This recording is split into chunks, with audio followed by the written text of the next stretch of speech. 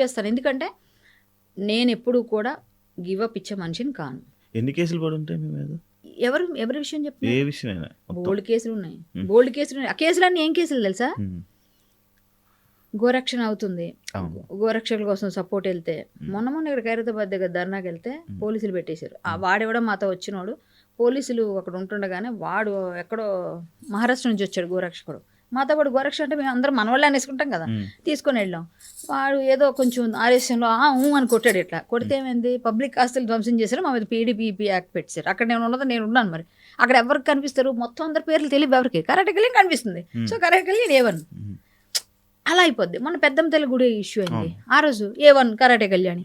So ఇలాంటివి ఇంకా ఎవరైనా ఏదైనా ఇబ్బంది పడితే, ఏదైనా లవ్ జిహాద్ కేసులు ఏదైనా అయింది, ప్రాబ్లం అయింది, వాళ్ళకి వెళ్ళి సపోర్ట్ చేస్తాం. అది అక్కడతో అయిపోదు. ఇంకో దగ్గర నేను చెప్తాను శివాన్ని, మీకు ఎవరికి తెలియని విషయం, రోజు ఇప్పుడు ఈ క్షణం నా ఫోన్లో చూపిస్తాను నీకు. ఇవాళ ఉదయం కూడా, నిన్న సాయంత్రం కూడా పట్టించినాను. రోజు నేను గోరక్షలు కొంతమంది ఉంటారు, వాళ్ళందరికీ నేను ఫార్వర్డ్ చేస్తాను. ఆంధ్ర నుంచి వస్తున్నా. నిన్న నైట్ కూడా పట్టుకున్నారు మా వాళ్ళు.